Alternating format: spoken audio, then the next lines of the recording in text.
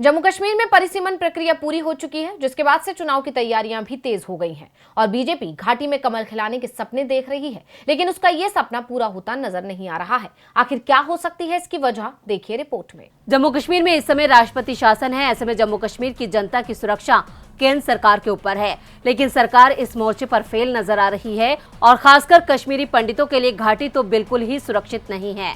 और घाटी में लगातार बढ़ रही टारगेट किलिंग की घटनाओं ने कश्मीरी पंडितों में खौफ पैदा कर दिया है, जिसका नतीजा ये हुआ कि कश्मीरी पंडित घाटी छोड़ने के लिए मजबूर हो गए हैं, जो बीजेपी सरकार की विफलता का सबसे बड़ा सबूत है।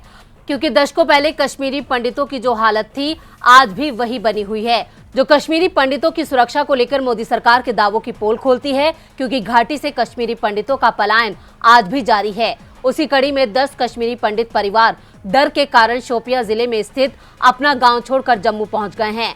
जम्मू कश्मीर में आतंकवादियों की तरफ से की गई टारगेट किलिंग के बाद उन्होंने ये कदम उठाया है।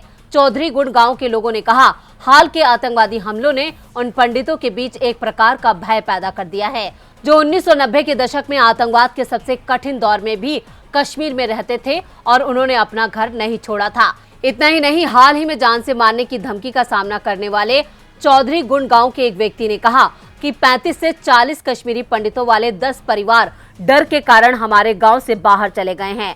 उन्होंने कहा कि गांव अब खाली हो गया है। एक अन्य ग्रामीण ने कहा कि हमारे लिए कश्मीर घाटी में रहने के लिए स्थिति अनुकूल नहीं है।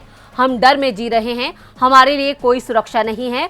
अब जहां एक तरफ मोदी सरकार जम्मू कश्मीर में सुरक्षा व्यवस्था को लेकर बड़े बड़े दावे कर रही है, लेकिन वहीं दूसरी तरफ घाटी में होता पलायन मोदी सरकार के दावों को खारिज कर रहा है, जो आगामी चुनावों में बीजेपी के घाटी में कमल खिलाने के सपने को तोड़ सकता है। डीबी लाइव की रिपोर्ट।